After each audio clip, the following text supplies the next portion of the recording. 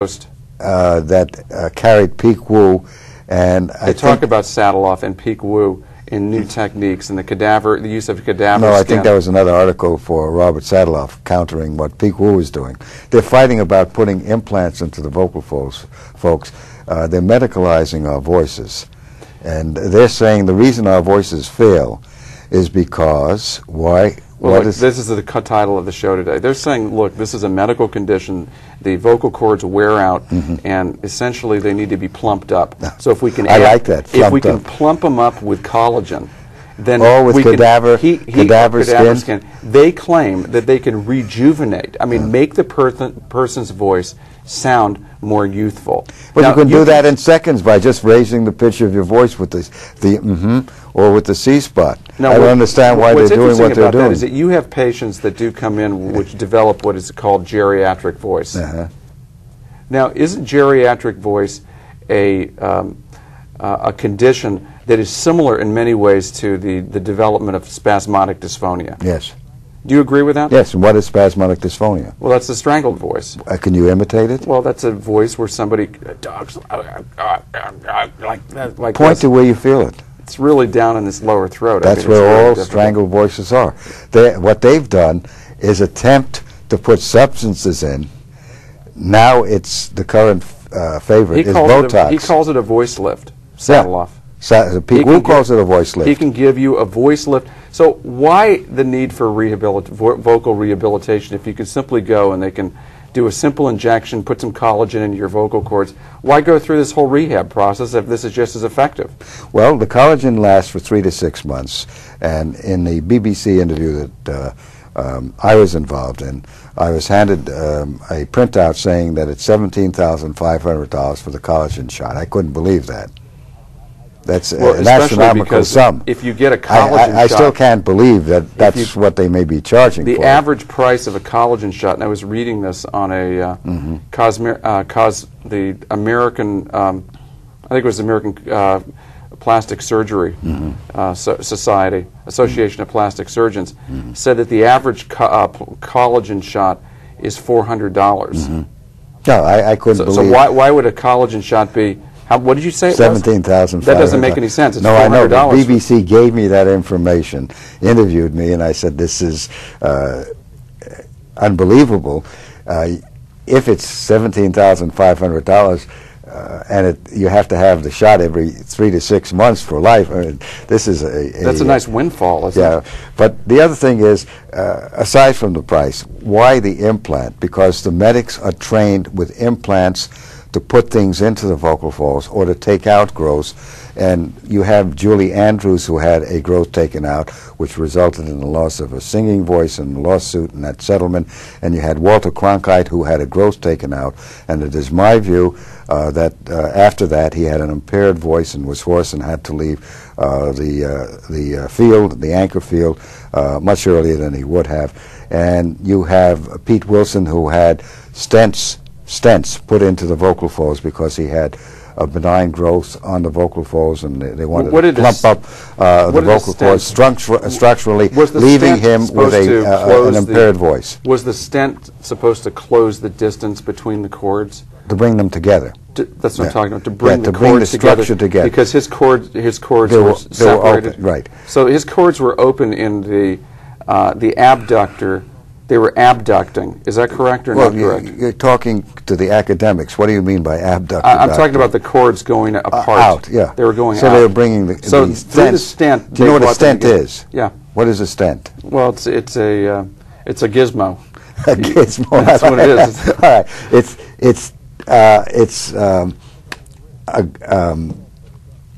It's like a little bridge, isn't it? Yeah, in a sense, but they're trying to straighten out the vocal cords with a stent, actually, to bring these cords together, because they believe that when you do that, you can get the voice to work properly. It's like putting in Teflon or silicone, because the cords are open, and they want to bridge the gap when the vocal cords are too open, because then you're talking like this. So they put in these substances, believing that the functionality, that the real your voice is going to come out when they do that. But they are talking structurally, bringing it together, but the patient can't use the voice functionally so that you can have a growth. And it's like you have a leg cramp.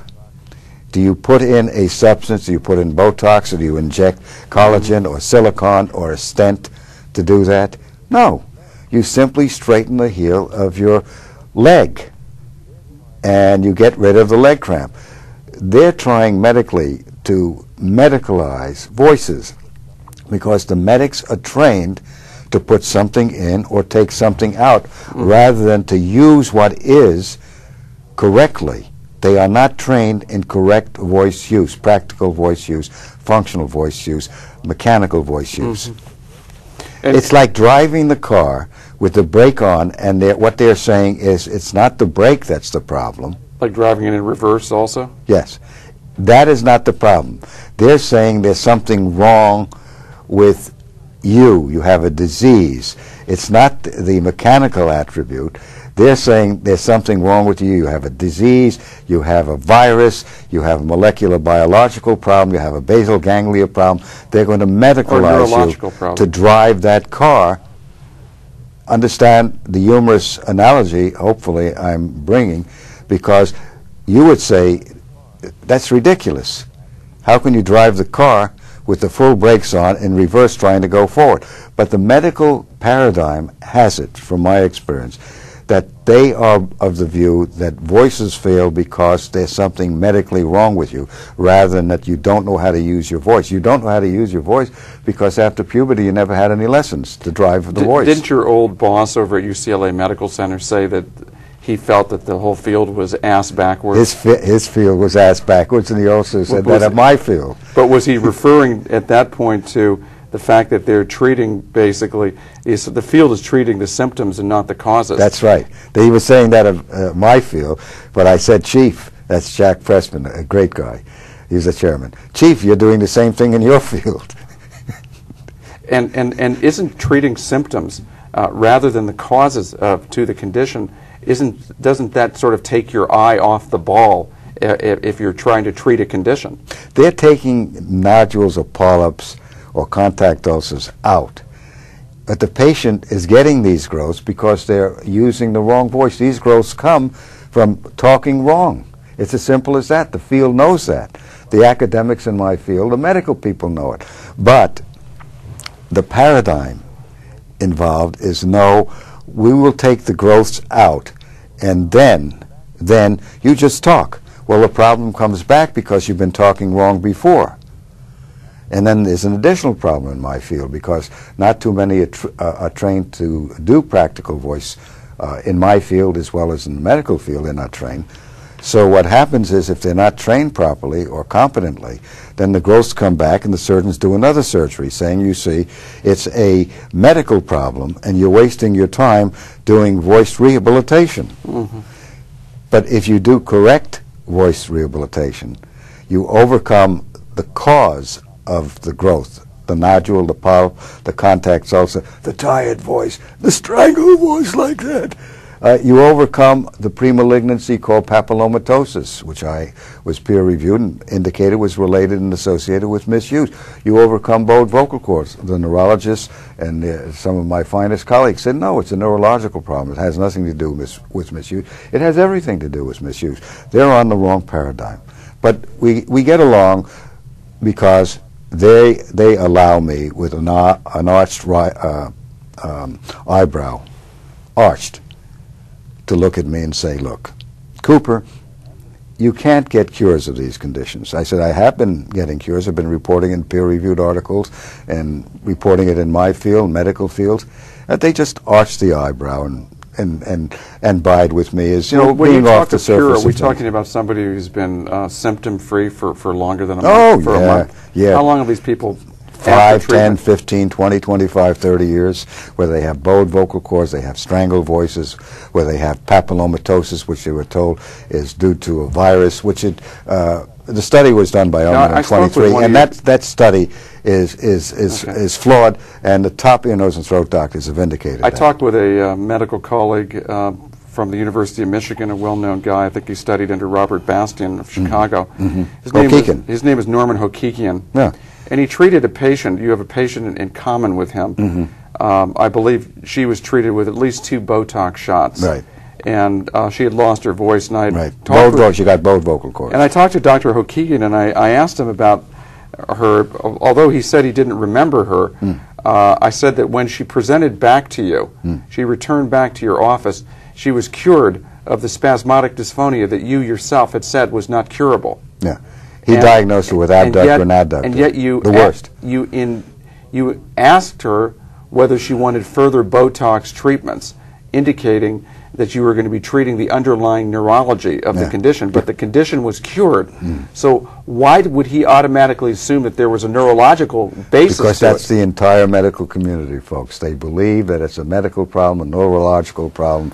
It's due to basal ganglia problems, molecular, biological cause, you name it. They do not understand, from my experience, that it is not a medical problem. It's a functional problem. You're talking wrong. You get the strangled voice. And if you raise the pitch, put it up in the face, you can escape from the strangled voice. If you change all these voices, of the vocal cord, they talk like this. I did a biopsy study in 1963 at UCLA Medical Center. It was published in peer review in 1971. They had to check all the doctors to make sure. It's a revolutionary study. But I'm the only one apparently reporting cures of strangled voices for 30 years, PAP of the vocal cords, bowed vocal cords, unilateral cord paralysis. Are you disseminating these findings in any local or state journals or national ones? In nose and throat journals, the American Speech and Hearing Journal. But it's pointless because the medics are, in my field, are of the view, they're solid in that these problems are basically neurological, they're medical, and so forth. So I only see a few patients who find cures. Dr. Larry Spira, who worked on his papillomatosis, he had 3 surgeries that didn't help. It was exacerbating, making it worse. He's been cured for over 25 years. He is not alone. Strangled voices, people who are said to be hopeless in my field, they've been cured for 5, 10, 15, 20, 25, 30 years, diagnosed by the top people in the medical community, top medical centers, cured, lasting cures. But I'm not acceptable to the medical community or to my field because this is not possible, they say. Well, they say these conditions are not curable. That's right.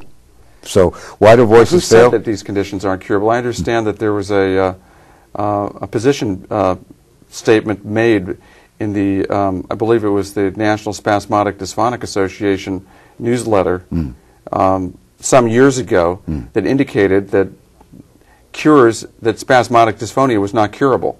Is that true? It's been made all over the place. Okay, so who made those statements? The medical community. Did you ever find out who was responsible in that group of people, those intelligent geniuses? It's the top of the, that was Roe, Brumlick, and Moore in 1960. But let me bring it to you. We have 30 seconds, and 30 seconds. A president of the National Spasmodic Dysphonic Association had Botox. Somebody told him to raise the pitch to his face, and he didn't need any more Botox shot. This is the president of the National Spasmodic Dysphonic Association. 30 seconds left, Dr. Curtis. Why I thought you said that the president is Dot Sowerby, who's afflicted with SD. She replaced Mr. Noble, yeah. Well, do you think that he was a bad example for them because he was cured of his SD? Yeah, by changing from the lower throat to the face. So what do you want to summarize? Well, I want to say that why voices fail. Yeah. You know, I mean, you have to make the call, but I know that there's a lot of other explanations besides the neurological and the medical. They fail because we misuse them, folks. That's my take. Thank you very much for joining with me. The title of the show? It's Why Voices Fail. Misuse, not neurological cause per se. Thank you. Bye-bye. Yeah, it's interesting. I mean, they see it one way, you see it a different way. We have 2 different sides of the fence.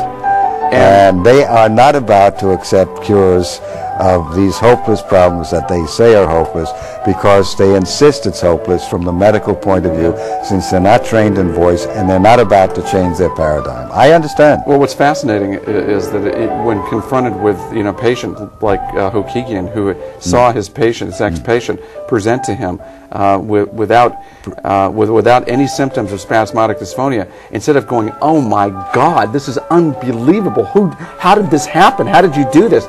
Let's get that person. Let's promote this information. Let's get the word out. Let's publish it all over the journals." And what did he do? He denied it and said he said that he